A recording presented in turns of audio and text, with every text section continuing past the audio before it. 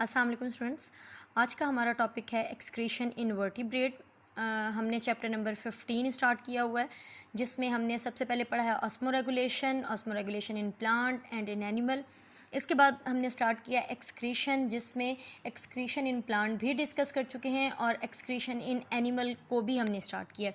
लेकिन जो एनिमल है उनको फर्दर दो तरह के ग्रुप्स में डिवाइड किया गया है, वर्टिब्रेट और इनवर्टिब्रेट।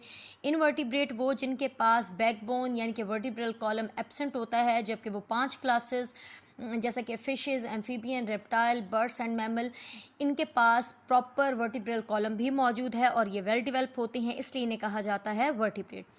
तो एक्सक्रीशन इन एनिमल में हमने ये देखा, हमने ये समझा कि removal of nitrogenous waste is called excretion, यानी कि बॉडी में से नाइट्रोजिनस वेस्ट का रिमूवल ही एक्सक्रीशन है। तो उसके बाद हम ये देखते हैं एक्सक्रीटिव प्रोडक्ट। हमने डिस्कस किया कि नाइट्रोजन आता कहाँ से है, तो नाइट्रोजन के 2 सोर्सेज हैं, number 1 protein, number 2 nucleic acid. फिर हमने फर्दर ये भी समझा, ये भी पढ़ा कि जो अमाइनो ग्रुप रिलीज़ होता है वो इतना हाईली टॉक्सिक होता है, वो जो फॉर्म है नाइट्रोजन की, कि हम उसको एज इट इज़ रिलीज़ नहीं कर सकते। तो कुछ एनिमल उसे अमोनिया की फॉर्म में रिलीज़ करते हैं, कुछ उसे यूरिया की फॉर्म में रिलीज़ करते हैं और कुछ उसे यूरिक एसिड की फॉर्म में रिलीज़ करते हैं। इसके अलावा भी कुछ माइनर सी अमाउंट होती है डिफरेंट मॉलिक्यूल्स की, डिफरेंट कंपाउंड्स की, जिसकी नेचर नाइट्रोजनस होती है। ये यहाँ तक हम पहले पढ़ चुके हैं पिछले लेक्चर्स में। आज हम डिस्कस करेंगे एक्सक्रीशन इन वर्टिब्रेट, लेकिन इससे पहले था एक टॉपिक एक्सक्रीशन इन इनवर्टिब्रेट, जो कि स्मार्ट सिलेबस में इंक्लूडेड नहीं है। तो हमने डायरेक्ट स्टार्ट करना है excretion in vertebrate. Excretion in vertebrate पढ़ने से पहले हमने ये देखना है कि एनिमल किंगडम के अंदर सबसे पहला कौन सा एक्सक्रीटरी सिस्टम आया। तो सबसे पहला जो एक्सक्रीटरी सिस्टम बना है एनिमल किंगडम के अंदर, वो इनवर्टिब्रेट में बना और जिसका नाम था प्रोटोनेफ्रिडिया। ये सबसे पहला एक्सक्रीटरी सिस्टम है और इसकी जो नेचर थी, जो इसका स्ट्रक्चर था, वो ट्यूबुलर स्ट्रक्चर था। इसके बाद एक्सक्रीटरी सिस्टम बना जिसको कहा गया मेटानेफ्रिडिया, जो कि सेगमेंटेड बॉडी में होता था जैसा कि अर्थवर्म, और इसकी नेचर भी ट्यूबुलर थी। इसके बाद थर्ड जो हमारे पास एक्सक्रीटरी सिस्टम है वो किस फॉर्म में आया, किडनी की फॉर्म में आई। ये भी ट्यूबुलर अरेंजमेंट थी और ये भी, इसकी भी जो बॉडी थी वो आप कह सकते हैं जिस बॉडी में ये था वो भी सेगमेंटेड थी। तो पहली किडनी जिस वर्टिब्रेट में बनी है उसका नाम है हैगफिश।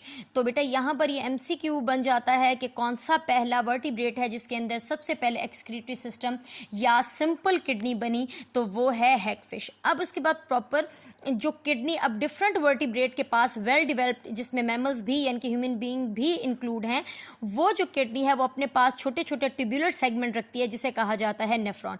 यानी कि आप कह सकते हैं कि जो इनवर्टिब्रेट में सिंपल से ग्रेजुअली कॉम्प्लेक्स होते चले गए हैं एक्सक्रीटरी सिस्टम के ऑर्गन्स, और एक्सक्रीटरी सिस्टम वो किस फॉर्म में रहे हैं, वो ट्यूबुलर ही फॉर्म में रहे हैं। पहले एक ट्यूब थी, फिर डिफरेंट ट्यूब्स हुई, और अब जो मेन हमारे पास किडनी है उसके अंदर बहुत सारे ट्यूबुलर स्ट्रक्चर्स हैं जिन्हें कहा जा रहा है नेफ्रॉन। तो हमने पढ़ना है एक्चुअल में एक्सक्रीशन इन वर्टिब्रेट में हम पढ़ेंगे सबसे जो हमारे पास एग्जाम्पल इंपॉर्टेंट है वो है excretion in human being. Excretion in human being पढ़ने से पहले हमने देखना होगा कि एक्चुअल में एक्सक्रीशन जो ह्यूमन बीइंग में होती है उसका मेटाबॉलिक वेस्ट कौन सा होता है और उसके सोर्सेज कहाँ से हैं, और उसके बाद हम ये देखेंगे कि कौन कौन से जो ऑर्गन है वो इंक्लूड होते हैं एक्सक्रीटरी ऑर्गन के तौर पे या एक्सक्रीशन में। सबसे पहले जो हमारा टॉपिक है बेटा वो है कि मेटाबॉलिक वेस्ट। आपको ये पता है कि जो एक्सक्रीशन में वेस्ट रिलीज़ होता है वो हमेशा मेटाबॉलिज्म के नतीजे में होता है, और ख़ास तौर पे वो किस फॉर्म में होता है, वो नाइट्रोजन की फॉर्म में होता है। सबसे पहला जो हमारे पास वेस्ट प्रोडक्ट है वो है यूरिया। बेटा यहाँ पर हमने अमोनिया क्यों नहीं लिखा, क्योंकि अमोनिया हमारी बॉडी में जैसे ही बनता है उसे फ़ौरन कन्वर्ट कर दिया जाता है यूरिया में, ताकि वो बॉडी के अंदर जल्दी से प्लाज्मा के अंदर डिज़ोल्व भी ना हो और वो हमारे ब्रेन सेल तक भी ना आ जाए, और वो कोई टॉक्सिक मटेरियल भी यानी कि उसके जो टॉक्सिक लेवल है वो भी हमारी बॉडी के अंदर इंक्रीज़ ना हो। तो अमोनिया इसलिए हम नहीं लिखेंगे, हम डायरेक्ट क्या लिखेंगे, यूरिया। वैसे बेटा अमाइनो ग्रुप जब रिलीज़ होगा प्रोटीन और न्यूक्लिक एसिड से, वो किस में कन्वर्ट होगा, अमोनिया में, और फिर फ़ौरन ही अमोनिया को कन्वर्ट कर दिया जाएगा यूरिया में। लेकिन जिसका सोर्स है वो कहाँ से आता है, अमाइनो एसिड से। यानी कि जब प्रोटीन हम फूड के अंदर लेते हैं तो उसमें से क्या रिलीज़ होता है, उसको तोड़ने से, मेटाबॉलिज्म करने से अमाइनो एसिड को जब मज़ीद तोड़ा जाता है तो अमाइनो ग्रुप रिलीज़ होता है। लेकिन अमाइनो ग्रुप को फ़ौरन ही अमोनिया में कन्वर्ट करने के बाद कन्वर्ट कर दिया जाता है यूरिया में। लेकिन अगर हम डायरेक्ट सोर्स पूछेंगे तो यूरिया कहाँ से रिलीज़ हुआ है, अमाइनो एसिड से। नंबर 2, यूरिक एसिड जो कि हमारे वेस्ट में मौजूद होता है, जिसकी एक्सक्रीशन इंतहाई ज़रूरी है, वो किसकी मेटाबॉलिज्म से बनता है, न्यूक्लिक एसिड की मेटाबॉलिज्म से। जैसे कि आपको पता है कि न्यूक्लिक एसिड के अंदर नाइट्रोजिनस बेसिस मौजूद होती हैं, प्यूराइन और पैरामाइडिन। उनको जब तोड़ा जाता है तो उसका वेस्ट क्या निकलता है, यूरिक एसिड। क्रिएटिनाइन हमारी मसल्स के अंदर मौजूद होता है, मसल क्रिएटिन जो कि एक प्रोटीन की फॉर्म है। तो जो मसल क्रिएटिन होता है उससे क्या रिलीज़ होता है, क्रिएटिनाइन रिलीज़ होता है। ये भी हमारे यूरिन के अंदर एज वेस्ट रिलीज़ होता है। जो रेड ब्लड सेल्स होते हैं जिनकी फॉर्मेशन लिवर में की जा रही होती है, यानी कि जो प्रॉपर बन रहा होता है वो लिवर में बन रहा होता है। तो जो हेमोग्लोबिन है, जब आरबीसीज़ का, बेटा आपको पता है कि आरबीसीज़ की जो लाइफ है वो सिर्फ 4 मंथ है। जब 4 मंथ कंप्लीट हो जाते हैं तो उन्हें लिवर के अंदर तोड़ दिया जाता है। तो जब हेमोग्लोबिन टूटता है आरबीसी में तो क्या रिलीज़ होता है, बिलीरुबिन। ये भी एक वेस्ट है। और लास्ट में वो टॉक्सिन मटेरियल जो कि हम किस फॉर्म में ले रहे होते हैं, ड्रग की फॉर्म में लेते हैं। पेस्टिसाइड यानी कि डिफरेंट अपने प्रोडक्ट को पेस्ट से यानी कि कीड़े मकोड़ों से बचाने के लिए हम जो केमिकल यूज़ करते हैं जिसे पेस्टिसाइड कहते हैं, उसमें भी टॉक्सिन होता है। और जो फूड प्रिजर्वेटिव यानी कि अपने फूड को बचाने के लिए, लाइक जैसे टिन पैक होता है तो उसके अंदर हम उस फूड को बचाने के लिए जो प्रिजर्वेटिव डालते हैं उसमें भी क्या मौजूद होता है, टॉक्सिन मौजूद होता है। तो यहाँ पर हमने ये देखा कि ह्यूमन बीइंग का जो वेस्ट है मेटाबॉलिक, वो वेस्ट जो है वो किस किस चीज़ पर डिपेंड कर रहा है, उसका सोर्स क्या है। हमारे एक्सक्रीटरी वेस्ट में मौजूद होता है urea, uric acid, creatinine, bilirubin और टॉक्सिन। अब हम देखेंगे कौन कौन से ऑर्गन इन्वॉल्व हैं हमारे एक्सक्रीटरी सिस्टम में ह्यूमन बीइंग के। तो एक्सक्रीटरी ऑर्गन्स हमारे बॉडी में जिनका काम है वेस्ट को लेस टॉक्सिक फॉर्म में कन्वर्ट करना या बॉडी से बाहर रिलीज़ करना, तो वो मेनली 2 हैं। नंबर 1 लिवर, बेटा ये एक बहुत ही इंपॉर्टेंट ऑर्गन है जो कि एज एक्सक्रीटरी ऑर्गन हमारी बॉडी के अंदर एक्टिव है। और नंबर 2 किडनी। तो जो लिवर है, हम लिवर को क्यों इंक्लूड करें जबकि किडनी का हम सबको बेटा इतना कॉमन सेंस है, हमें हमारी बॉडी के बारे में पता है कि हमारी बॉडी में किसकी फॉर्मेशन होती है, यूरिन की फॉर्मेशन होती है। और यूरिन ही इस सारे मेटाबॉलिक वेस्ट को वाटर के साथ ऐड करके बॉडी से बाहर रिलीज़ दिया जाता है। तो वो जो यूरिन की फॉर्मेशन है जिसके अंदर वाटर और मेटाबॉलिक वेस्ट है, वो यूरिन कौन बनाता है, किडनी बनाती है। और उसे प्रॉपर एक सिस्टम के थ्रू, जैसा कि यूरिटर होता है, फिर यूरिनरी ब्लैडर होता है, फिर यूरिथ्रा होता है, और उसको बॉडी से बाहर रिलीज़ कर दिया जाता है। तो किडनी तो आप सबको इतना आइडिया है कि हमारा एक्सक्रीटरी ऑर्गन है, लेकिन लिवर क्यों है, लिवर कैसे है, इसका आइडिया नहीं होता है हम नॉर्मल जो नॉन मेडिकल स्टूडेंट होते हैं उन्हें। तो लिवर किस तरह से होता है, लिवर का मेन काम यही है बच्चों। तो बच्चों लिवर का सबसे जो इम्पॉर्टेंट काम है वो है डिटॉक्सिफिकेशन करना। व्हाट इज़ डिटॉक्सिफिकेशन, ये जितने भी मेटाबॉलिक वेस्ट हैं इनके जो हाईली टॉक्सिक फॉर्म है उसे लेस टॉक्सिक फॉर्म में कन्वर्ट कर देता है।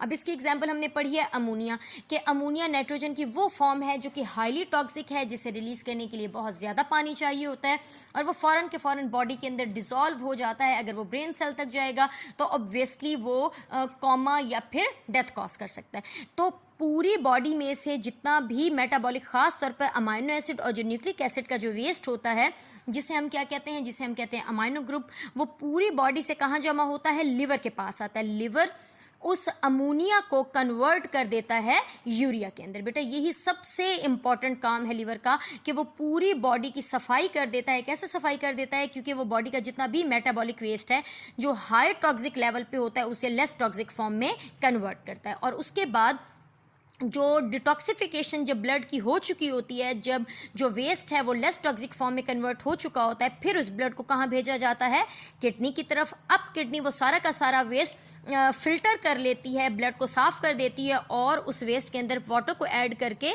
बॉडी से बाहर यूरिन की फॉर्म में रिलीज़ कर दिया जाता है। तो आई होप बच्चों आप लोग समझ चुके होंगे कि ह्यूमन बीइंग के अंदर क्या रोल है लिवर का और किडनी का। लिवर जितना भी वेस्ट होता है, नाइट्रोजनस वेस्ट होता है, उसको लेस टॉक्सिक फॉर्म में कन्वर्ट करता है।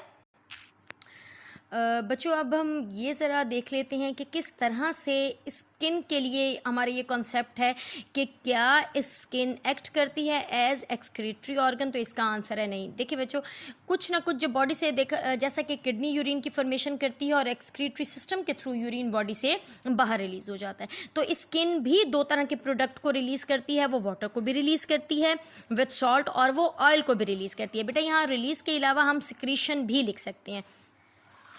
तो क्या स्किन जब वाटर को रिलीज़ करती है, जबकि यूरिन के अंदर भी वाटर होता है, और जो ऑयल को रिलीज़ करती है, तो क्या स्किन एक्ट करती है एज एक्सक्रीटरी ऑर्गन।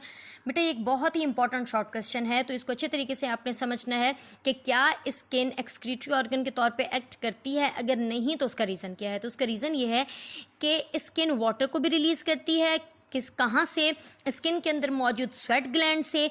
उसका मकसद एक्सक्रीशन करना नहीं होता, बल्कि उसका मकसद होता है टेम्परेचर को बैलेंस करना, यानी कि थर्मोरेगुलेशन करना। नंबर 2, स्किन बिल्कुल ऑयल भी रिलीज़ करती है अपने सीबेशियस ग्लैंड से, लेकिन उसका फंक्शन भी एक्सक्रीशन करना नहीं होता, बल्कि जर्म्स के अगेंस्ट, माइक्रोब्स के अगेंस्ट हमारी प्रोटेक्शन करना होता है।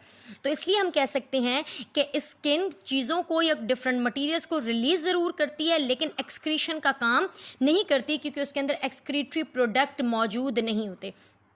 स्किन रिलीज कर रही है बच्चों वाटर, या सिक्रीट कर रही है किसके थ्रू? स्वेट ग्लैंड के थ्रू, लेकिन थर्मोरेगुलेशन के लिए ऑयल को रिलीज करती है सीबेशियस ग्लैंड के थ्रू, लेकिन उसका फंक्शन प्रोटेक्शन होता है। बेटा यहाँ पर एक छोटा सा डिफरेंस आप लोग समझेंगे सिक्रीशन और एक्सक्रीशन का। जब कोई भी चीज़ ग्लैंड से रिलीज़ होगी तो हम उसे सिक्रीशन कहेंगे, लेकिन अगर वो मेटाबॉलिक वेस्ट रखेगी और किडनी के थ्रू या एक्सक्रीटरी सिस्टम के थ्रू बॉडी से बाहर रिलीज़ होगी तो हम उसे एक्सक्रीशन कहेंगे।